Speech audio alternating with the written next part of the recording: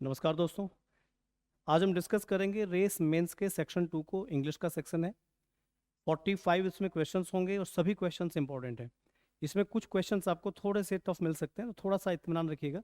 और क्वेश्चन कैसे अटेम्प्ट करना उसको डिस्कस करते हैं। देखो, पहला पैराग्राफ है आज आपका। कुछ पैराग्राफ आपको थोड़े से पढ़ने पड़ सकते हैं, थोड़े से लेंथी हो सकते हैं, कभी कंफ्यूजन आ सकता है। तो जैसे यही है कि पहले जो ना पैराग्राफ में हमेशा आपको क्वेश्चंस पढ़ लेने चाहिए। एक बार पहले क्वेश्चन देखो क्या लिखा है कि special words used in technical discussion के स्पेशल शब्द जो होते हैं वो जो टेक्निकल डिस्कशन में यूज होते हैं उनके बारे में क्या कहा गया है। तो वो may become part of common speech, never last long, should be confined. तो एक तो ये अंदाजा लग जाए यहाँ पे स्पेशल वर्ड्स की बात चलेगी इस पैराग्राफ के अंदर। दूसरा क्वेश्चन क्या है, राइटर ऑफ दिस आर्टिकल, इस आर्टिकल का राइटर क्या है उसके बारे में देखना है। इस पैसेज का प्राइमरी कंसर्न क्या है, प्राइमरी सोच क्या है, या प्राइमरी किस बात के बारे में है पैराग्राफ, वो आपको बताना है। और इनमें से कौन सा सच है और क्या है। तो ये पैराग्राफ जो है थोड़ा सा क्वेश्चन से ऐसा है, क्वेश्चन से बहुत ज़्यादा अंदाजा इस पैराग्राफ में नहीं लगेगा। तो इसके लिए क्या करें, जहाँ आपने 3-4 क्वेश्चंस पढ़ लिए तो आपको लग रहा है कि पैराग्राफ में बहुत ज़्यादा हेल्प नहीं मिल रही है क्वेश्चन पढ़ के, तब एक बार पैराग्राफ पे हिंट पे निगाह डाल लीजिए कि पैराग्राफ किस थीम के बारे में। तो देखो पैराग्राफ कहाँ से है, एवरी प्रोफेशन, हर एक व्यवसाय की बात कर रहा है, ट्रेड की, जिस भी फील्ड में आप व्यापार करते हैं, जिस भी फील्ड के आप बंदे हैं, हर व्यापार की बात कर रहा है। एवरी आर्ट और एवरी साइंस, इसमें हर चीज इंक्लूड कर दी।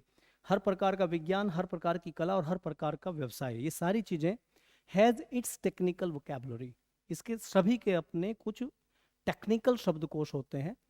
द फंक्शन ऑफ विच, जिनका काम होता है, is partly to designate things, कि वस्तुओं को सही तरीके से मूर्त रूप देना या सही तरीके से नामांकन करना। डेजिग्नेट का मतलब होता है पद देना, सही तरह से उनका इम्पैक्ट करना होता है और सही तरह से प्रोसेस करना होता है। Which have no names in ordinary English, जो आपको साधारण अंग्रेजी में नहीं देखने को मिलेगा। जैसे आप डॉक्टर के पास जाते हैं तो तुम्हें तो लग रहा है ये स्किन है, पर डॉक्टर जैसे डर्मेटोलॉजिस्ट, डॉक्टर जो होगा स्पेशलिस्ट, वो क्या कहा जाएगा, डर्मेटोलॉजिस्ट। तो टेक्निकल वर्ड होता है, ठीक है। And partly to secure greater exactness, और इससे क्या होता है कि एक विशेष त्रुटि रहित चीजें निकल के आती हैं। एग्जैक्ट मतलब सटीकता निकल के आती है। तो मतलब जो वर्ड बोला गया है एग्जैक्ट उसी वर्ड की आप बात करोगे। इन नॉमेनकल्चर, नॉमेनकल्चर होता है नामकरण, यानी कि किसी चीज के नाम रखने में एग्जैक्टनेस इसमें निकल के आती है, नॉमेनकल्चर में निकल के आता है। तो यहाँ पर क्या है कि हर ब्रांच का, हर साइंस का, हर आर्ट के अपने कुछ टेक्निकल वर्ड्स होते हैं। आप लिटरेचर पढ़ लो, उसके भी टेक्निकल वर्ड्स हैं, ठीक है ना। फिगर ऑफ स्पीच है, और भी बहुत सारे टेक्निकल वर्ड्स होते हैं उसके, ठीक है। जैसे वन वर्ड सब्सटीट्यूशन आप पर सारे टेक्निकल जाते हैं। डॉक्टर लैंग्वेज के अपने टेक्निकल वर्ड है, इंजीनियरिंग लाइन के अपने टेक्निकल वर्ड है। तो उससे क्या होता है, एक नॉमेनकल्चर, नाम रख दिए जाते हैं और वो साधारण भाषा में यूज नहीं होते हैं। सच स्पेशल डायलेक्ट्स, डायलेक्ट्स मतलब होता है स्पेशल वर्ड्स, बोलचाल में जो यूज होते हैं। इस तरह के जो स्पेशल बातें होती है, जार्गन का मतलब भी टेक्निकल वर्ड्स होते हैं।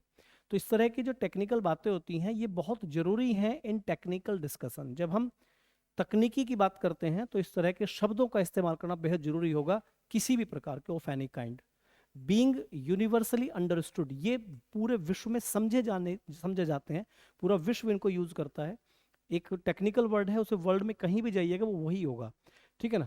बाय डिवोटीज, उस क्षेत्र संबंधित लोगों के लिए, ऑफ पर्टिकुलर साइंस और आर्ट, के पर्टिकुलर साइंस के, पर्टिकुलर आर्ट के जो संबंधित लोग हैं पूरे वर्ल्ड में, वो उसी वर्ड को यूज करते हैं। They have the precision, precision का मतलब होता है जिस चीज को यूज किया जाता है। इसमें प्रेसिजन वर्ड कई बार आया हुआ भी है।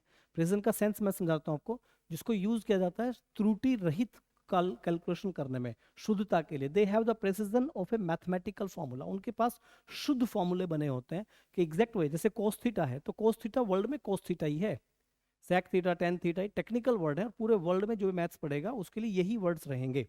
तो उसका क्या है कि मैथमेटिकल फॉर्मूला की शुद्धि उनके पास है। बिसाइड्स, इसके साथ साथ, इसके अलावा, दे सेव टाइम, ये टाइम भी बचाते हैं। For it is much more economical, क्योंकि ये ज्यादा उचित होता है टू नेम, एक चीज का नाम रख देना ज्यादा उचित है, देन टू डिस्क्राइब इट। उसका पूरा वर्णन करें उससे बढ़िया उसका नाम रख देते हैं। जैसे मैं पूरा खेल बताऊं कि ये त्वचा रोग विशेषज्ञ, पूरा ना बोल के भाई साहब एक सिंपल वर्ड बोल दो डर्मेटोलॉजिस्ट, पूरा स्किन पे स्किन ना बोल के एक काम चल जाता है। तो पूरा डिस्क्रिप्शन देने से बढ़िया क्या है, उसका नाम रख दिया जाता है। हजारों इस तरह के टेक्निकल टर्म्स हैं, उनमें से जो हजारों हैं are very popularly included in every large dictionary, आजकल बड़ी बड़ी डिक्शनरीज में भी इनके नाम लिखे गए हैं, जो जो टेक्निकल वर्ड हैं हजारों ऐसे हैं जो नॉर्मल डिक्शनरीज ने भी उठा लिए हैं। येट एज ए होल, हालांकि कंप्लीट उठा लिए हैं, they are rather on the outskirts of English language than actually within its borders. इसका मतलब क्या है कि they are rather on the outskirts, वे बाहरी क्षेत्रों से, इंग्लिश के जो बाहरी क्षेत्र हैं उनमें ज़्यादा हैं अंग्रेजी के आंतरिक मुद्दों को लेकर, यानी कि उनको जो डिक्शनरी में वर्ड लिए गए हैं वो अंदर से ज़्यादा उनका बाहरी क्षेत्रों से संबंध बहुत ज़्यादा है, यानी कि उनसे मिलता, उनसे मीनिंग कुछ नहीं है, सेंस कुछ नहीं है, लेकिन फिर भी वो आउट बाहर के एरिया को ज़्यादा कवर करते हैं। डिफरेंट ऑक्यूपेशंस हैं, वो डिफर करते हैं एक दूसरे से कैरेक्टर में और स्पेशल वोकेबलरीज में। और जब अलग अलग प्रोफेशन के लोग होते हैं तो उसके टेक्निकल वर्ड से पता चलता है कि अलग अलग प्रोफेशन के लोग अलग अलग क्षेत्रों को रिप्रेजेंट कर रहे हैं, तो अलग अलग शब्द अलग अलग प्रोफेशंस को रिप्रेजेंट करते हैं। इन ट्रेड्स, व्यापार में, हैंडीक्राफ्ट्स होते हैं जो हस्तशिल्प वगैरह होते हैं, शिल्पकारी होती है उसमें, एंड अदर वोकेशंस, और दूसरे कार्य धंधों में, लाइक फार्मिंग, फिशिंग, किसान वाले हो गए, खेती वाले लोग जो होते हैं वो, और मछली वगैरह पकड़ने वाले वो लोग, वो that have occupied great numbers of man, जिसमें बहुत सारी संख्या के लोग लगे हुए हैं जिन कामों में, फ्रॉम रिमोट टाइम्स, प्राचीन काल से बहुत सारे लोग लगे हुए हैं। The technical vocabulary is very old, यानी कि इस तरह के क्षेत्रों में टेक्निकल वोकेबलरी क्या है, बहुत पुरानी हो चुकी है। ठीक है। एन एवरेज मैन, एक साधारण आदमी भी, नाउ यूजेस, आजकल यूज करता है these in his own vocabulary, आजकल एक आम आदमी भी इस तरह के शब्दों के लिए यूज करने का आदी हो चुका है। यानी कि बहुत लोग हैं जो एनडीपी, एनडीए या फिर पॉलिटिकल पार्टी के नाम टेक्निकली ले रहा है, राजनीति के शब्दों का इस्तेमाल टेक्निकली कर रहा है, तो वो तुम्हारे लिए फैमिलियर हो चुके हैं। आजकल आम आदमी भी इनको फैमिलियर यूज कर रहा है। और स्पेशल डायलैक्ट्स, इस तरह के जो स्पेशल शब्द हैं लॉ के, मेडिसिन के, डिविनिटी के और फिलॉसफी के, दर्शन के, have become familiar to cultivated persons, पढ़े लिखे लोगों के लिए तो ये शब्द जो है टेक्निकल भाषा बड़ी कॉमन हो गई है। तो इसका मतलब समझ गए, हर क्षेत्र में टेक्निकल भाषा आती है, आजकल हर आदमी इसको यूज करने लगा है, कॉमन लोग भी यूज कर रहे हैं, डिक्शनरीज में वर्ड आने लगे हैं। और इसका मतलब ये होता है कि अलग अलग क्षेत्रों के नाम पूरा डिस्क्रिप्शन में देके सिंपल नाम रख दीजिए, वो आसान रह जाता है। तो वो क्वेश्चन पूछ रहा है कि इसके क्वेश्चंस क्या क्या है। देखिए अब सिंपल क्वेश्चंस पाइए। Special words used in technical discussion, जो स्पेशल वर्ड्स हैं जो आम बोलचाल में यूज होते हैं वो क्या है। May become part of common speech, आजकल वो साधारण आम बोलचाल के भी हिस्से बन चुके हैं, बिल्कुल सही ये लाइन इसमें आ चुकी है। इसने कहा है कि the man from remote times, the technical vocabulary is very old, an average man now use these in non vocabulary, आजकल आम आदमी भी अपनी वोकेबलरी में से यूज कर रहा है, तो ये ठीक है, कॉमन स्पीच में आ जाता है। नेवर लास्ट लॉन्ग, ये मतलब बहुत लंबे समय तक नहीं चलते, नहीं, गलत बात, ये हजारों साल से चलते आ रहे हो, टेक्निकल वर्ड हजारों साल तक एज इट इज रहेंगे। शुड रिजेंबल मैथमेटिकल फॉर्मूला, ये मैथमेटिकल फॉर्मूला जैसे होते हैं, नहीं, गलत बात। Should be confined to scientific fields, ये साइंटिफिक फील्ड में ही सीमित हो जाएंगे, तो सीमित नहीं होंगे, ये हर क्षेत्र में है, खेती में है, एग्रीकल्चर में, फार्मिंग में, जो आपने सुना है नाम इसमें, फिशिंग में, लॉ में, मेडिसिन में, हर चीज़ में है, तो साइंटिफिक फील्ड से ही संबंधित नहीं है, तो इसका आंसर जाएगा ए। नेक्स्ट क्वेश्चन आइए। The writer of this article is, इस आर्टिकल का राइटर क्या है, साइंटिस्ट है, पॉलिटिशियन है, बिजनेसमैन है, लिंग्विस्ट है। लिंग्विस्ट होगा भाषाविद, लिंग्विस्ट मतलब भाषाविद, भाषाविद कौन होता है, जो भाषा की नॉलेज रखता है, तो लिंग्विस्ट जाएगा। पढ़ी लिखी बात तो लिंग्विस्ट ही कर रहा है ना। The passage is primarily concerned with, ये पैसेज प्रथम दृष्टया किस चीज से संबंधित है, वेरियस ऑक्यूपेशंस एंड प्रोफेशंस, अलग अलग टाइप के प्रोफेशन, ऑक्यूपेशंस, टेक्निकल टर्मिनोलॉजी, तकनीकी रूप से जो टर्म यूज किए जा रहे हैं उसके लिए, साइंटिफिक अंडरस्टैंडिंग या इन न्यू लैंग्वेज, अंदाजा लगा लीजिए। सारा पैराग्राफ किस चीज के बारे में है, टेक्निकल टर्म्स के बारे में है, तो ऑप्शन जाएगा बी। क्लियर। नेक्स्ट देखिए। इट इज ट्रू, ये सच है, क्या सच है, कि various professions and occupations often interchange words, कि जो प्रोफेशन है और ऑक्यूपेशन है वो अक्सर शब्दों को इंटरचेंज करते रहते हैं, यानी इसका प्रोफेशन इसमें चला जाएगा, इसका इसमें नहीं, ऐसा नहीं बोला। उसमें बोला है कि सबके वर्ड्स डिफरेंट हैं, अलग अलग हैं। देखो क्या क्या लिखा है, different occupations differ widely in character of their special vocabularies, different occupation अपने शब्दों से ही डिफरेंट कहलाते हैं, तो ये तो वर्ड नहीं जाएगा। There is always a non technical word, बिना तकनीकी वर्ड है हमेशा, that may be substituted for technical word, नहीं, नॉन टेक्निकल वर्ड से टेक्निकल वर्ड को कभी भी सब्सटीट्यूट नहीं किया जा सकता है, यानी कि टेक्निकल वर्ड को हटा के उसकी जगह नॉन टेक्निकल वर्ड लगा दे, हमेशा नहीं, ऐसा नहीं होगा। The average man often use his own vocabulary what was once technical language not, बिल्कुल सही है, यही होगा, साफ साफ लिखा भी है, एवरेज मैन ने आजकल इन शब्दों को अपनी भाषा में यूज करना शुरू कर दिया है, सी। और everyone is interested in scientific finding, नहीं ये कोई लैंग्वेज नहीं है, तो ये सब गलत है, सी ऑप्शन यहाँ पे करेक्ट होगा। ठीक है, और देखिए, इन रिसेंट ईयर्स, पुराने काल में, there has been a marked increase in the number of technical terms in non nomenclature of, वो कह रहे हैं नॉमेनकल्चर, नामांकरण में देखें तो बहुत बड़ी प्रोग्रेस में, बहुत बड़ी संख्या में टेक्निकल टर्म्स इंक्रीज हुई थी, किसमें, फार्मिंग में, रिसेंट ईयर, हाल ही में, फार्मिंग में, फिशिंग में, स्पोर्ट्स में, गवर्नमेंट में। देखो ये लाइन आई थी यहाँ पे, इस लाइन को थोड़ा ध्यान से समझो। उसने कहा कि ट्रेड में, व्यापार में और हैंडीक्राफ्ट में और अदर वोकेशंस में, तो ये भी वोकेशन है, ये भी वोकेशन है, ये भी वोकेशन है, गवर्नमेंट कोई वोकेशन नहीं है इसमें। फार्मिंग, फिशिंग और other occupation, great number of man from remote times, पुराने टाइम से, technical vocabulary is very old. वो कह रहे हैं तो बहुत पुरानी बात हो गई, फार्मिंग में, स्पोर्ट्स में, फिशिंग में, तो बहुत पुराने टाइम से टेक्निकल वर्ड यूज किए जा रहे हैं, लेकिन वो क्या पूछ रहा है, हाल ही में, इन रिसेंट ईयर। तो देखो इन तीनों में पुरानी बातें की है, तो गवर्नमेंट में टेक्निकल वर्ड ज़्यादा यूज होंगे। अब सरकार में भी टेक्निकल वर्ड्स का इस्तेमाल शुरू हो गया, ये लाइन इस पैराग्राफ में नहीं है, इसने 3 को लिखा है जो कि बहुत पुराने हो चुके हैं, चौथी चीज है जो पुरानी नहीं है, तो यही रिसेंट में जाएगी, डी जाएगा। ठीक है, चलिए और क्या है, नेक्स्ट पैराग्राफ देखो, इसके भी क्वेश्चन देखो। The phrase on tenter hooks means, phrase है एक tenter hooks, on tenter hooks, जहां भी हुक आता है, हुक मुसीबत को रिप्रेजेंट करता है, तो टेंटर हुक का मतलब होता है परेशानी। अब इसके लिए तुम्हें पैराग्राफ पढ़ने की जरूरत नहीं है, तुम परेशानी का वर्ड उठा लो, थॉटफुलनेस नहीं होगा, सैडनेस दुख होता है नहीं होगा, एंजाइटी हो जाएगा, फॉरगेटफुलनेस नहीं होगा, anxiety, be in A state of anxiety. इसके लिए तुम्हें पैराग्राफ नहीं पढ़ना है, क्योंकि तो वोकैब का खेल है। ऑन टेंटर हुक्स का मतलब होता है जब आप एंजाइटी में होते हैं, डिप्रेशन में होते हैं, टेंशन में होते हैं, ऑन टेंटर हुक्स यानी कि इन अ स्टेट ऑफ एंजाइटी, ये जाएगा बी ऑप्शन। और देखिए, इट इज ट्रू दैट, अभी मैंने पैराग्राफ नहीं पढ़ा है, बगैर पैराग्राफ के एक बार देखते हैं। Money alone can give happiness, common sense से देखिए, केवल पैसा ही व्यक्ति को सुख दे सकता है, इज इट पॉसिबल, केवल पैसा ही सुख दे सकता है? ठीक है, कॉमन सेंस से देख लेना, बाकी एक बार पढ़ लेंगे, नहीं होगा वैसे ये। मनी ऑलवेज गिव्स हैप्पीनेस, पैसा हमेशा सुख देता है, हाँ 50-50% चांस हो सकता है, नहीं भी। मनी सेल्डम गिव्स हैप्पीनेस, पैसा ना के बराबर सुख देता है, नहीं, थोड़ा सा देता है, 50-50% चांस है। और money alone can not give happiness, अकेला पैसा ही सुख नहीं दे सकता है। अब देखो वास्तव यहाँ कह रहा है केवल पैसा ही सुख दे सकता है, ये तो बिल्कुल ही गलत है।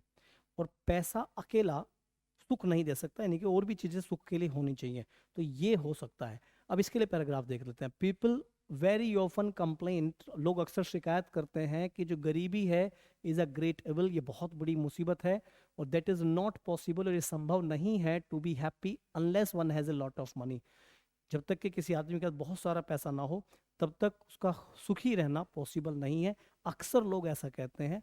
Actually this is not necessarily true, ये सच नहीं है। आंसर मिल गया हमें यहाँ पे।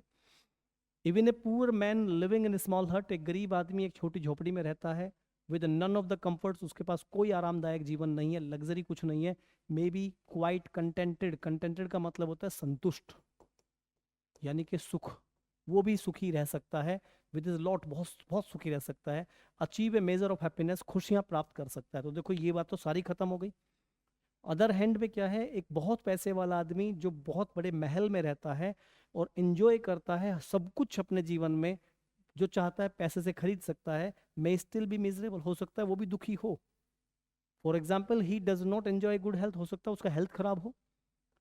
His only son has taken to evil ways, उसका लड़का बिगड़ गया हो, दारूबाज बन गया, अय्यास बन गया हो।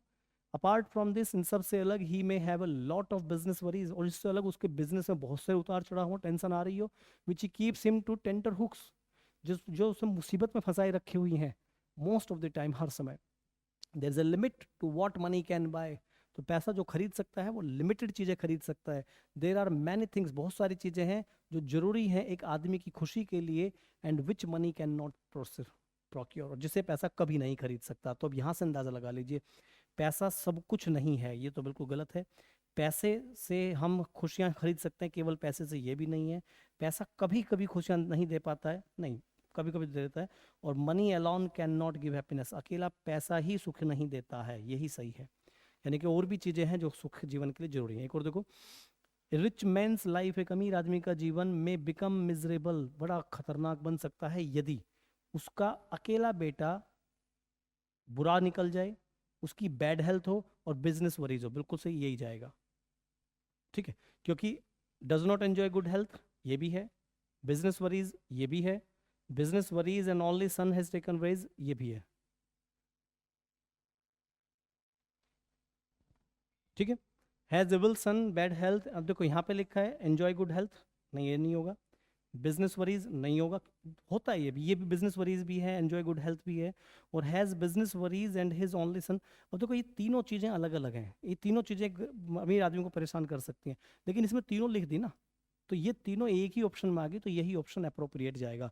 और देखो नेक्स्ट क्वेश्चन आते हैं, which of the following is the most appropriate title for the passage, passage का मोस्ट अप्रोप्रिएट टाइटल कौन सा है? पॉवर्टी ए ग्रेट एबल, ना ये नहीं है, क्योंकि पॉवर्टी को उसने कहीं भी एवल नहीं कहा है, बस एक लाइन में लोगों की सोच बताई थी उसके हिसाब से। की ऑफ हैप्पीनेस, कंटेंटमेंट एंड की ऑफ हैप्पीनेस ये जाएगा, संतुष्टि और खुशी का राज। और मनी एंड कंटेंटमेंट पैसा, और इसका तो ये कॉन्ट्राडिक्शन में जा रहा है, तो ऑप्शन जाएगा सी, कि संतुष्टि और पैसा जो खुशी होती है उसके राज को बोलते हैं। चलो नेक्स्ट आइए, क्या पूछ रहा है, which statement is true, only a poor but contented man can be happy, केवल एक गरीब और संतुष्ट आदमी ही खुश हो सकता है। मतलब संतुष्ट और केवल गरीब नहीं, केवल गरीब नहीं, अमीर हुआ तो भी तो खुश हो जाएगा ना वो, तो ये तो नहीं होगा। एक गरीब और संतुष्ट आदमी कैन नेवर बी हैप्पी, एक गरीब और संतुष्ट आदमी खुश नहीं, जब संतुष्ट है तो खुश क्यों नहीं हो सकता, ये भी नहीं होगा।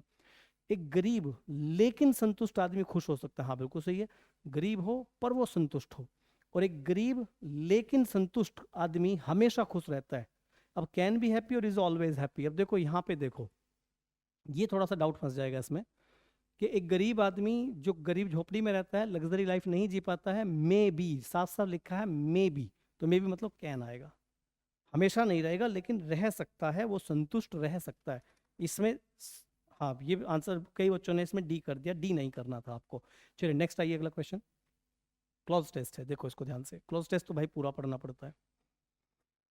इन सिविलाइज्ड लाइफ, यानी कि जो पढ़े लिखे सभ्य लोगों का समाज होता है, इज ए रूल, इसमें एक नियम है। क्या नियम है? वायलेंस, झगड़े, against taking into our hands. तो देखो क्या है, is a rule violence against taking into our hands, तो इन टू आवर हैंड्स क्या हो सकते हैं, क्या चीज अपने हाथ में लेना है, लॉ। तो एक नियम है कि against taking law into our heads, के हमें हाथों में कानून नहीं लेना है।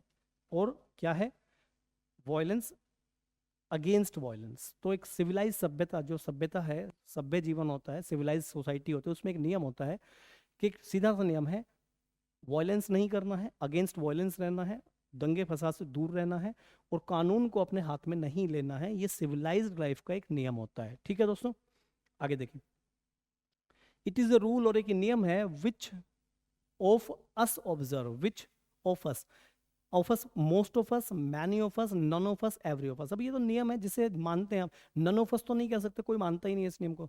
एवरी ऑफ अस भी नहीं होता, एवरी ऑफ अस कोई वर्ड ही नहीं होता है, एवरी वन ऑफ अस होता, एवरी वन होता तो हो जाता।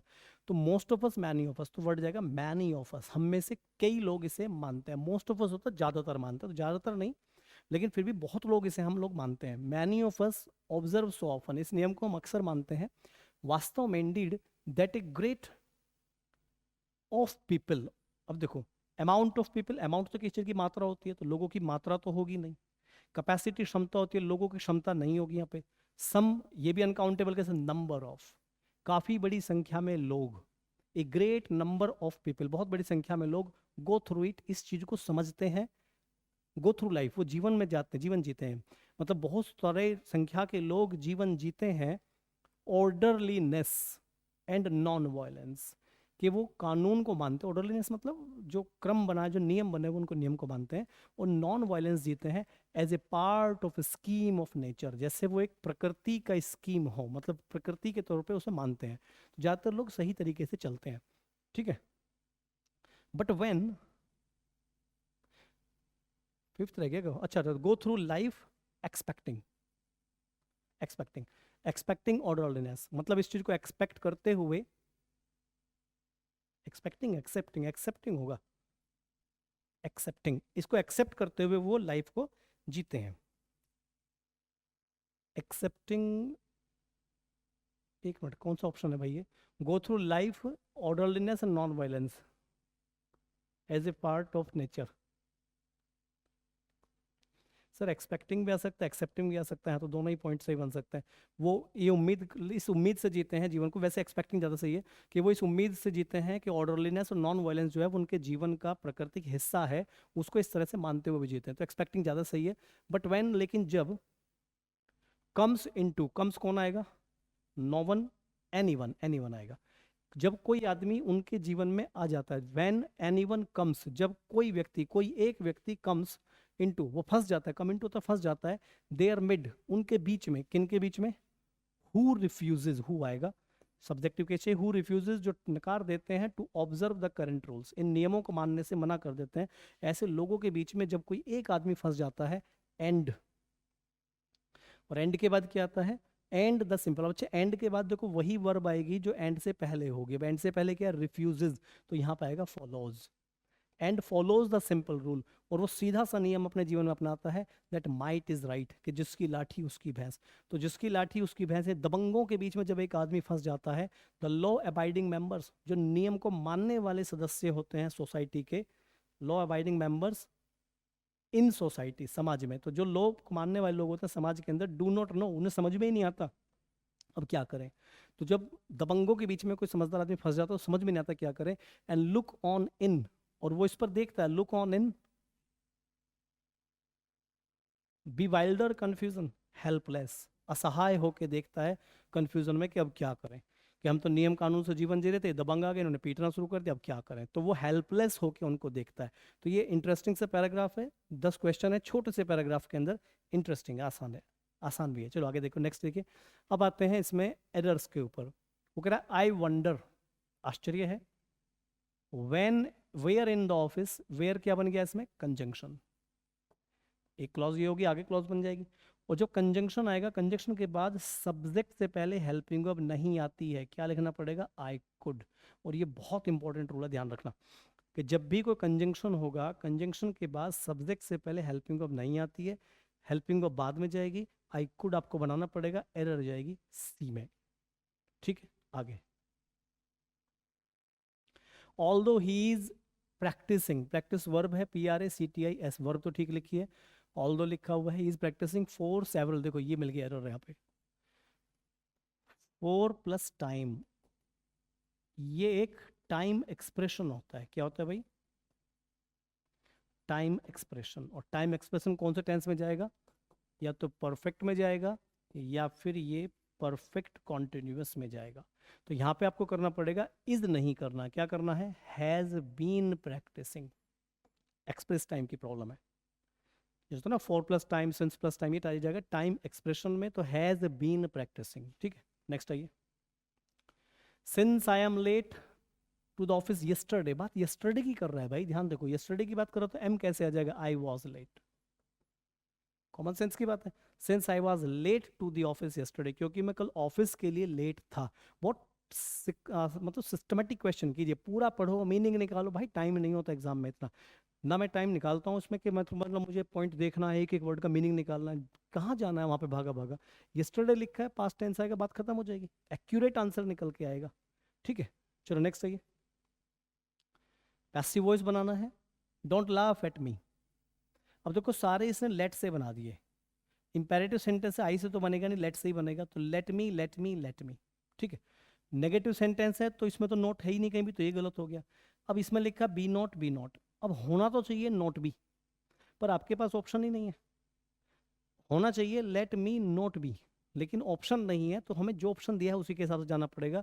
B not laughed, laughed. अब देखो इसमें एट लिखा है, इसमें नहीं लिखा, तो क्या आपके सेंटेंस में एट है? ये रहा, तो यही जाएगा, ये भी गलत हो जाएगा। Let me be not laughed at, होना चाहिए let me not be laughed, लेकिन ऑप्शन नहीं है, SSC में क्वेश्चन आया हुआ है, जो लिखे हैं उसी में से एक आपको छांटना है, आपके पास में विकल्प नहीं होगा यहाँ पे, तो let me be not laughed at, यही ऑप्शन जाएगा। और देखो lion does not eat grass, इसका भी पैसिव बनाना है आपको, तो मैंने आपको कल भी बताया था, जब सेंटेंस में डू या डज हो हेल्पिंग वर्ब और वर्ब की फर्स्ट फॉर्म लिखिए तो बड़ा आसान है। डू डज की जगह क्या हो जाएगा, इज एम आर कर दीजिए, और फर्स्ट फॉर्म की जगह क्या कर दीजिए, थर्ड फॉर्म कर दीजिए। तो देखो डज की जगह आ गया is not, is not, is not, यहाँ पे ये तो गलत हो गया, इज नॉट एक साथ आई एन जी आ गया, ये गलत हो गया, ठीक है ना। और वर्ब की चाहिए थर्ड फॉर्म, ईटन है, बींग, ये गलत हो गया, ये गलत, ए जाएगा। पे देख रहे हो ना कि डज नॉट का इज नॉट हो गया, इज नॉट हो गया, लेकिन ये आई एन जी कहीं है ही नहीं, तो ये गलत है। ईटन नॉट यहाँ पे लिखा है जबकि इज नॉट यहाँ चाहिए, ये गलत है। ये आई एन जी आ गया, ये गलत, ऑप्शन जाएगा ए। पूरा पढ़ के कर लो या बगैर पढ़े करो, सिर्फ इस वर्ब से कर लो, क्वेश्चन यही आएगा। वर्ब से करोगे आसानी से जल्दी से एक्यूरेसी में आ जाएगा, नहीं करोगे तो कंफ्यूजन क्रिएट होगा, ठीक है। Next,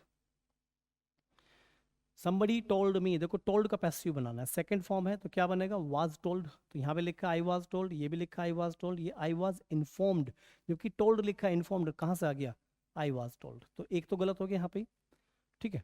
somebody told me, I was told, I was told, I was told same लिखा हुआ है, ठीक। अब ये लिखा है कि क्या लिखा है, by someone, देखो me that there had been an explosion in the town hall, I was, देखो क्या बना है, I was told by somebody लिखा हुआ, by somebody आ सकता है। अभी लिखा है about the explosion in the town hall, क्या ये इसी तरह से लिखा है, वहां लिखा है दैट देयर हैड बीन, ठीक है। तो जिस तरह से सेंटेंस बना है वही लिखा जाएगा भाई, somebody about the explosion, about कहीं है ही नहीं तो ना ये जाएगा ना ये जाएगा, तो ऑप्शन क्या जाएगा, by someone that there had been an explosion in the town, जो लिखा है उसी फॉर्मेट पे काम कीजिए, डी ऑप्शन जाएगा। पढ़ने को सारे सही हैं, ये भी सही हो जाएगा, ये भी सही हो जाएगा, लेकिन अपना दिमाग मत लगाना, जिस फॉर्मेट में सेंटेंस लिखा है उसी फॉर्मेट में एक्यूरेट आंसर मिलेगा। ऑप्शन कौन सा जाएगा इसका, डी।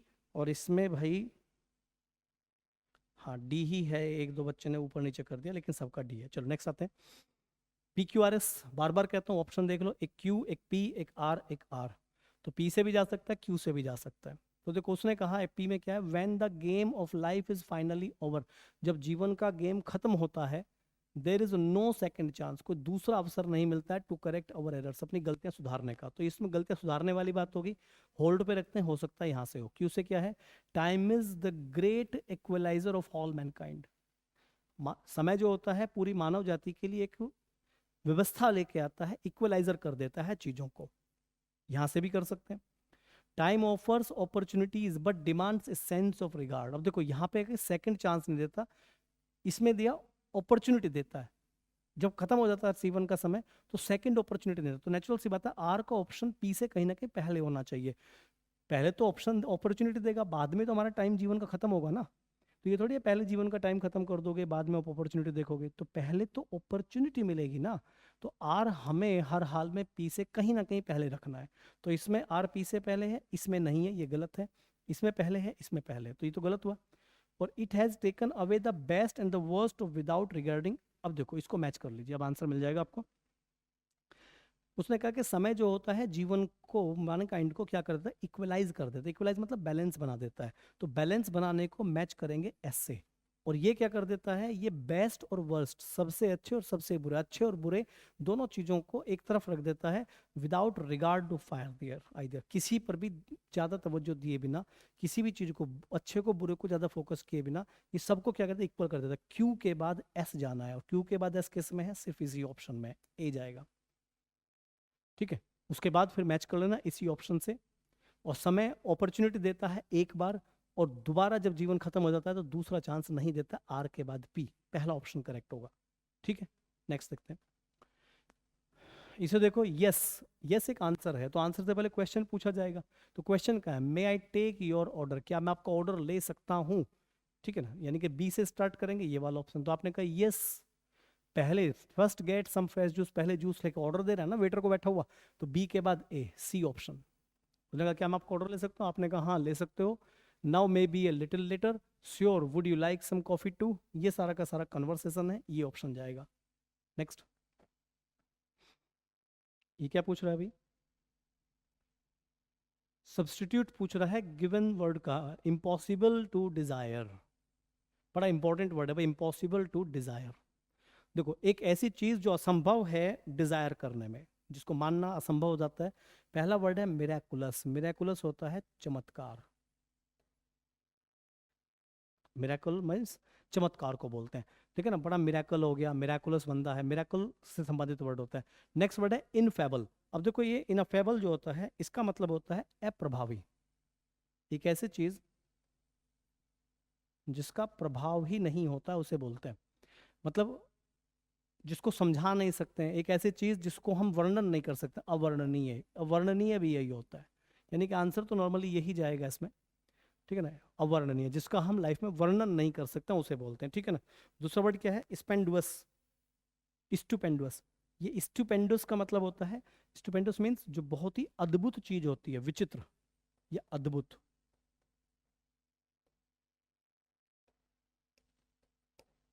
ये वर्ड जाएगा आपका अद्भुत। और लास्ट है इसका अपेलिंग। अपेलिंग चीज होती है वो चीजें जो आपको क्या कर देते हैं, डरा देती हैं, डरावनी चीजों को बोलते हैं अपेल, डरावना।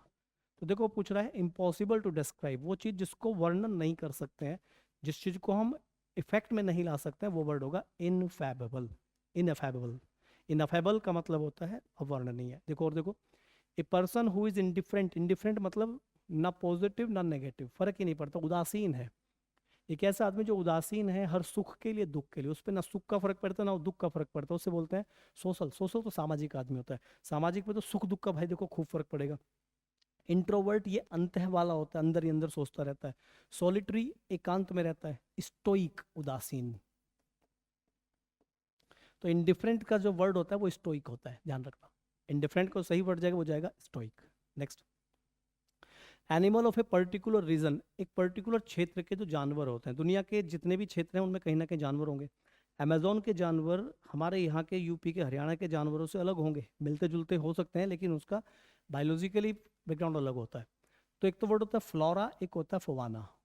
फ्लोरा को ध्यान रखना, फ्लोरा की स्पेलिंग फ्लावर से बनी है, फ्लावर फूल। तो पर्टिकुलर क्षेत्र के फूल पौधे जो होते हैं, पर्टिकुलर क्षेत्र के जो पौधे होते हैं उसे बोलते हैं फ्लोरा। और पर्टिकुलर क्षेत्र के जो जानवर होते हैं उन्हें बोलते हैं फुवाना। तो यहाँ वर्ड जाएगा फुवाना। फुवाना होता है जो पर्टिकुलर क्षेत्र के जानवर हैं, और फ्लोरा है पर्टिकुलर क्षेत्र की वनस्पति। अगर यहाँ पे आता plants of a particular region तो वो वर्ड होता फ्लोरा। अगर एनिमल्स ऑफ पर्टिकुलर रीजन तो फुवाना, फ्लोरा एंड फुवाना। क्लियर। नेक्स्ट, इसमें भी देखो क्या पूछा, अंडरलाइन वर्ड को पूछा। सेंटेंस शुरू किससे हुआ, नो सुनर से, तो रिलेटेड वर्ड है। नो सुनर के बाद क्या था, देन, THAN, सही लिखा है। नो सुनर के बाद हेल्पिंग ऑफ सब्जेक्ट लिखा हुआ है, फिर वर्ब लिखिए, ऐसे ही बनता है इन्वर्जन आपका। तो और नो सुनर के बाद पास्ट इंडेफिनिट टेंस बनेगा देन के बाद में, then she begin, began, begun, ये भी सही लिखा हुआ, तो ये नो इम्प्रूवमेंट है, कुछ नहीं करना। नो सुनर के साथ वैन नहीं आता, ये वाली स्पेलिंग देन नहीं आता। देन शी बिगेन टॉकिंग, और बिगेन के साथ आता है टू टेक, टेकिंग नहीं टू टेक। बिगिन के साथ इन्फिनेटिव यूज होगा तो नो इम्प्रूवमेंट जाएगा भाई, नो इम्प्रूवमेंट सेंटेंस है। Next, the boy wanted to ask his father for money, लड़के चाहता था कि अपने पिता से पैसा मांग ले, बट वेटेड फॉर, लेकिन उसने वेट किया फॉर प्रोपिटस, प्रोपिशियस बोलते हैं इसे। प्रोपिशियस का मतलब होता है शुभ अवसर। उसने शुभ अवसर का वेट किया, कि अनुकूल वातावरण का वेट किया, पापा का मूड जब अच्छा होगा तब मांग लूंगा। तो ठीक है भाई, ये तो करेक्ट ही होगा, इसमें करना क्या है। ये जो प्रोटेक्टिव है, प्रोटेक्टिव का मतलब होता है सुरक्षा। प्रोफेसी का मतलब होता है भविष्यवाणी, ये भविष्य से संबंधित होता है, भविष्यवाणी हो जाती है, भविष्य मान लो इसे। प्रोस्पेक्टिव का मतलब होता है किसी चीज को सुधार करना, ये सुधारात्मक होता है, ठीक है ना। कौन सा वर्ड जाएगा, नो इम्प्रूवमेंट जाएगा। उसने एक अच्छे अवसर का ध्यान दिया, अच्छे अवसर पे फोकस किया, ये अच्छा अवसर मिलेगा तो मैं बात कर लूंगा। नेक्स्ट आते हैं, ईडियम है ऑल एगोग। देखो ऑल एगोग का मतलब होता है अति उत्साहित।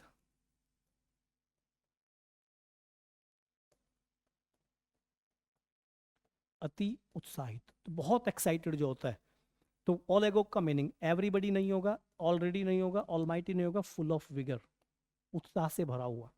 ऑल एगोग, इसे तुम याद कर सकते हो, स्पेलिंग रखना AGOG। एक गीत आया था अनिल कपूर का, AGOG, लो जी सुनो जी मनमोजी करता मैं, जो वो गाना सुना होगा आपने। ये अनिल कपूर की लाइफ का एक बहुत ही एक्साइटेड गीत है, एक्साइटमेंट वाला गीत है। तो जब भी वो इस गीत को सुनता है वो एक्साइटेड हो जाता है, याद रखना। अनिल कपूर जब भी AGOG सुनता है वो एक्साइटेड हो जाता है, तो क्या आएगा, फुल ऑफ विगर, उत्साह से भरा हुआ। Next, Hobson's choice. Options choice होता है जब आपके पास में कोई विकल्प नहीं होता, हाँ या ना नहीं कर सकते हैं, एक ही चीज है, या तो ये है या नहीं है, दूसरा आपके पास कोई विकल्प नहीं होता है। तो फीलिंग ऑफ इनसिक्योरिटी नहीं, एक्सेप्ट और लीव द ऑथर ये बिल्कुल सही है, स्वीकार करो या छोड़ दो। फीलिंग ऑफ स्ट्रेंथ नहीं होगा, एक्सीलेंट चॉइस नहीं होगा, ये जाएगा। ऑप्शन चॉइस होता है या तो स्वीकार करो या ना करो, सिर्फ एक ही चीज है, बाकी चॉइस नहीं चलेगी, और कोई चॉइस नहीं है आपके पास में, उसे बोलते हैं ऑप्शन चॉइस। आगे देखें next, take the bull by horns. देखो आप सांड आपके सामने खड़ा है, टक्कर मारने को तैयार है, तुमने उसके सींग पकड़ लिए, तो वो है take the bull by horns, यानी कि सांड को सींग पकड़ के उसे रोकना। तो क्या जाएगा, देखो, punish a person severely for arrogance, इसका मतलब होता है मुसीबत का डट के सामना करना। हिंदी मीनिंग नोट कर लेना इसका क्या है, मुसीबत का डट कर सामना करना, टेक बुल बाय हॉर्न्स, मुसीबत का डट कर सामना करना, टेक बुल बाय हॉर्न्स। तो क्या जाएगा, चेक करो, to grapple courageously with difficulty that lies on your way, बिल्कुल सही है, हो सकता है कि करेज से, साहस के साथ में मुसीबत को कब्जा लो, डिफिकल्टी को जो तुम्हारे रास्ते में आए। पनिश ए पर्सन, ये सेंस नहीं होगी। हैंडल इट फियर्स अटैक, बहुत आक्रामक तरीके से हैंडल करना, ये भी नहीं होगा।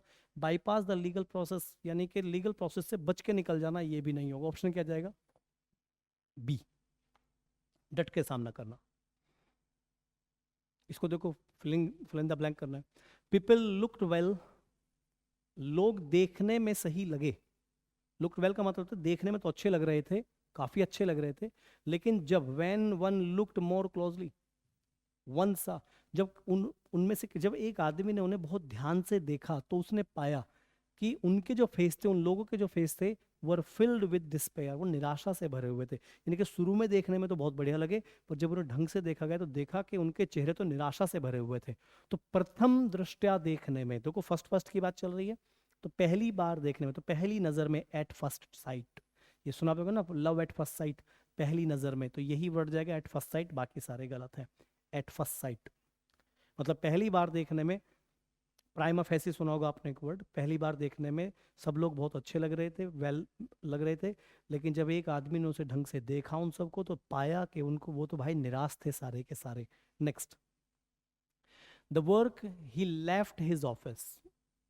देखो अब यहां पर ये पार्टिसिपल आपको फिल करना है, तो काम कंप्लीट होने की बात हो रही है, having been over, having been over, having completed, और having been completed, on being finished नहीं, ऑन बीइंग फिनिश्ड नहीं होगा, ये पार्टिसिपल प्रीपोजिशन के साथ नाउन इस तरह शुरू में नहीं आएगा। अब यहाँ जो एक्यूरेट आंसर होना चाहिए, देखो ये एसएससी ने दोनों आंसर इसके माने थे, ठीक है ना, सी भी माना था, बी भी माना था, ये तो नहीं बनेगा, the work having been over, वो नहीं होगा। काम कंप्लीट होने के बाद, द वर्क हैविंग कंप्लीटेड और the work having been completed, passive भी बना सकते हैं काम कंप्लीट, क्योंकि काम थोड़ी कंप्लीट करेगा, काम तो कंप्लीट होगा, तो इस वजह से पैसिव भी बनाया जा सकता है। ये ऑप्शन भी एसएससी ने सही माना हुआ, और ये ऑप्शन भी अप्रोप्रिएट भी दोनों है, इसे एक्टिव फॉर्म में भी यूज कर सकते हैं, पैसिव में भी कर सकते हैं, लेकिन जो फिलहाल मोस्ट जो आपकी आंसर की में जाएगा भाई, वो एसएससी वाला को जो लास्ट में आया था क्वेश्चन, वो जाएगा, उन्होंने माना है इसको, पर ये भी चलेगा, दोनों ऑप्शन यहाँ पे सही जाएंगे। ठीक है, नेक्स्ट आइए। हाँ, करेक्ट स्पेलिंग पूछ रहा है। अब करेक्ट स्पेलिंग में बड़ा इंपॉर्टेंट पॉइंट है, इसको ध्यान से समझना है इस चीज को। देखिए ये जो है 39th में पहला वर्ड है QUES, ये क्वेस्टल नहीं होता, ये वर्ड होता है, ये सारी स्पेलिंग बड़ी अजीब है, ध्यान रखना, GESTALT, ये वर्ड है गेस्टाल्ट, ये गेस्टाल्ट वर्ड है, गेस्टाल्ट को समझ लेना ध्यान से, बड़ा इंपॉर्टेंट वर्ड आएगा गेस्टाल्ट। अब ये जो वर्ड यहाँ पे आया भी था, इसमें कौन सा क्वेश्चन है, 39th, हाँ इसमें बच्चे कुछ गड़बड़ करके आए, उन्होंने QU से स्पेलिंग बना दी कुछ बच्चों ने कि जी QU होना चाहिए, या कुछ ने QEST सोच लिया, QUEST होनी चाहिए स्पेलिंग, नहीं, ये GESTALT, गेस्टाल्ट जो वर्ड होता है, इसका मतलब होता है जब किसी चीज को पूर्णतः माने जाता है, ये एक थॉट होती है, इसमें माना जाता है कि दुनिया में जिस भी सिद्धांत को माना जाए वो पूरे विचार में माना जाए, ये एक वैज्ञानिक था, उसकी विचारधारा है। गेस्टाल्ट का मतलब होता है जो भी माना जाए, जो भी फील किया जाए, उसे कंप्लीट फॉर्म में फील किया जाए, वो गेस्टाल्ट होता है। ऐसे ये वर्ड था इम्ब्रोलियस, इम्ब्रोलियस, ठीक है ना, इम्ब्रोलियस जो होता है, इसे बच्चों ने सोचा एम्ब्रियो से वर्ड बना दिया, तो उन्होंने EMBRO से इसका बना दिया इस पॉइंट को, जबकि ऐसा नहीं है।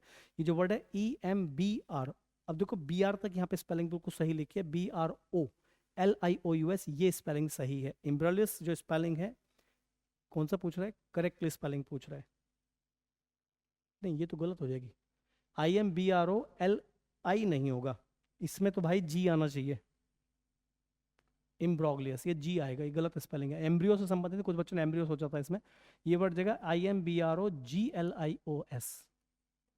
इम्ब्रोग्लियस। इसकी स्पेलिंग में बहुत लोग कंफ्यूज हुए, ठीक है ना। इम्ब्रोग्लियस जो होता है इसे पता ही नहीं, एम्ब्रियो से नहीं है, बच्चों ने सोचा जी EMBRIO से बना देते हैं एम्ब्रियो, एम्ब्रियो मतलब भ्रूण होता है, तो भ्रूण से नहीं भाई, इसकी स्पेलिंग IMBROGLIOS, एम्ब्रियोग्लस होता है। और एम्ब्रियोग्लस का मतलब होता है एक ऐसी चीज जो बड़ी उलझन वाली होती है, इसे बोलते हैं उलझन। झ से नहीं बनता बे, ये जाएगा उलझन, ये जाएगा। एम्पा से इस वर्ड के भी स्पेलिंग में बच्चे कंफ्यूज हुए, उन्होंने सोचा जी AMPASS तो कुछ होता नहीं, PASS होना चाहिए, ठीक है ना, ये नहीं होता। ये जो वर्ड होता है, पहली बात तो AMPASS ही नहीं होता, ये स्पेलिंग सही होते हैं IMPASSE, एम्पा से ई। अब ये भी अजीब वर्ड है, सुना नहीं होता, इसमें कुछ बच्चों ने एम्पासे कर दिया, कुछ ने कहा कि PASSE होना चाहिए, पैसे होना चाहिए, ऐसा नहीं होता है। देखो एम्पासे का मतलब होता है त्रुटि, जब हम गलतियों को शुद्ध करते हैं, त्रुटि शुद्धि, गलतियों को शुद्ध करने को इम्पास बोलते हैं। और रिकॉन्डाइट, ये वर्ड स्पेलिंग इसका सही है, रिकॉन्डाइट। रिकॉन्डाइट का मतलब होता है जो किसी चीज पे बहुत गहरा प्रभाव छोड़ता है, उसे रिकॉन्डाइट बोलते हैं, गूढ़, गहरा। तो ये वर्ड थोड़ा ध्यान रखना, यहाँ पर रिकॉन्डाइट की स्पेलिंग सही है, बाकी सारी स्पेलिंग गलत है। इसकी स्पेलिंग है जेस्टल, मतलब गैस्टल बोलते हैं, इम्पास से IM होता है, और इम्ब्रेग्लियोस ये GOLIOS होता है। चलो नेक्स्ट आते हैं, नेक्सस। नेक्सस का मतलब होता है साठ गांठ, जब दो लोगों के बीच में, राजनीतिक तंत्र के बीच में सेटिंग हो जाती है, उसे नेक्सस बोलते हैं। तो क्या जाएगा, साठ गांठ का पूछ रहा है, वन वर्ड, इसका वर्ड पूछ रहा है, रिलेटिव कनेक्शन हो सकता है, डिस्टेंस नहीं होगा, डिफिसिट भी नहीं होगा, डिफरेंस भी नहीं होगा, ये नहीं होगा। डिफिसिट का मतलब होता है घाटा, कुछ बच्चों ने इसमें डिफिसिट कर दिया, मैं स्ट्रीट ले आता हूँ जैसे बनाते हैं, डिफिसिट कर दिया, डिफिसिट घाटा, घाटा नहीं जाएगा। डिस्टेंस होता है अंतर, तो वर्ड क्या जाएगा, कनेक्शन। जैसे कि पॉलिटिकल पार्टीज में और बड़े बड़े गुंडे बदमाशों में कई बार नेक्सस हो जाता है, साठ गांठ बन जाती है, तो कनेक्शन बन जाता है, ये ऑप्शन चला जाएगा। नेक्स्ट, हाइपरबोल, ये एक फिगर ऑफ स्पीच है, एक फिगर ऑफ स्पीच है हाइपरबोल। इसका मतलब होता है बढ़ी चढ़ी बातें, जब आप लाइफ में बहुत बड़ी बड़ी बातें करते हैं उसे हाइपरबोल बोलते हैं। तो एक्सपेंशन, एक्सपेंशन होता है विस्तार, ये लंबी लंबी फेंकना होता है। इमिटेशन, इमिटेशन होता है किस चीज की, नकल। डेकोरेशन होती है सजावट, और एग्जैगरेशन होता है वही बड़ी चढ़ी बातें, तो ये ऑप्शन जाएगा डी, एग्जैगरेट। एग्जैगरेट होता है नमक मिर्च मसाले वसाले लगा के बात कर देगा बंदा, exaggerate. Hyperbole figure of speech है, उसका मीनिंग होता है एग्जैगरेशन।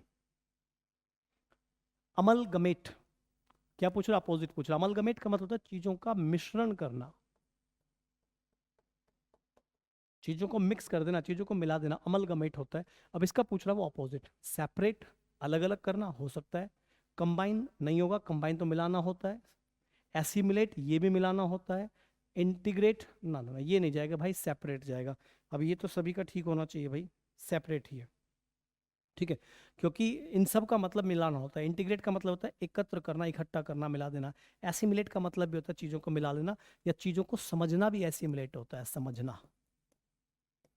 और इसका इंटीग्रेट का मतलब होता है एकत्र करना, तो नेचुरल सी बात है यही जाएगा, सेपरेट। आगे देखिए, ऑर्डरली। ऑर्डरली का मतलब होता है व्यवस्थित, कोई ऐसी चीज जो बहुत ही व्यवस्थित है, बहुत क्रम में है, उसे बोलते हैं ऑर्डरली। अपोजिट क्या होगा, सेमेटिक नहीं, सेमेटिक तो एक भाषा है, एक भाषा बोलने वाले लोग होते हैं, वो सेमेटिक होते हैं, पर्टिकुलर भाषा, जैसे यहूदियों की भाषा, खासतौर से यहूदियों के लिए वर्ड यूज होता है ये। तो यहूदी, जो यहूदी लोग बोलते हैं उसे सेमेटिक लोग बोलते हैं। कॉलिक नहीं होगा, डेमोक्रेटिक नहीं होगा, शाउटिक होती है अफरा तफरी या अव्यवस्था, तो शाउटिक चला जाएगा, ठीक है ना। इसका भी वर्ड सही है सभी का, शाउटिक, ठीक है। शाउटिंग। क्लियर? हाय, आज पूछ सकते हो कॉलिक का मीनिंग क्या होता है? कॉलिक समझ लो, कॉलिक एक वर्ड होता है। कॉलिक का मतलब होता है रोना, बहुत जोर जोर से जब आप रोते हैं उसे कॉलिक बोलते हैं। चलो नेक्स्ट आइए। I said to my brother let us go to some hill station for a chance. देखो सेड टू माई ब्रदर है, यहाँ लिखा asked my brother, asked my brother permitted. देखो जो क्वेश्चन कह रहा है यहाँ पे, देखो उसने कहा कि मैं अपने भाइयों से कहा कि स्टेशन पे चलते हैं, हिल स्टेशन पे चलते हैं एक चांस के लिए। तो मैंने अपने भाई से पूछा, मैंने अपने भाई से पूछा, मैंने अपने भाई को परमिशन दी, परमिशन नहीं दे रहा, उसने कहा आओ चलो घूमने चलते हैं, तो मैं परमिशन थोड़ी दे रहा हूँ। अब देखो परमिशन दी नहीं है, अब यहाँ पे सजेस्टेड टू आ गया, यहाँ पे आस्क आ गया। आस्क के साथ भी टू प्लस वर्ब आ सकता है, इफ नहीं आएगा क्योंकि क्वेश्चन नहीं पूछ रहा हूँ, तो ये भी गलत हो गया। इफ तब आएगा जब मैंने किससे प्रश्न पूछा हो, तो asked my brother to go और सजेस्टेड टू माई ब्रदर। अब देखो उसने कहा, अगर मैं ये बना देता हूँ asked my brother to go, इसका मतलब मैंने अपने भाई को जाने को कहा, जबकि जाने को नहीं कहा। उसने कहा आओ चलो चलते हैं, तो उस पॉइंट में सजेस्टेड किया दैट वी शुड गो, यही ऑप्शन जाएगा, बाकी ये गलत है, दैट वी शुड गो।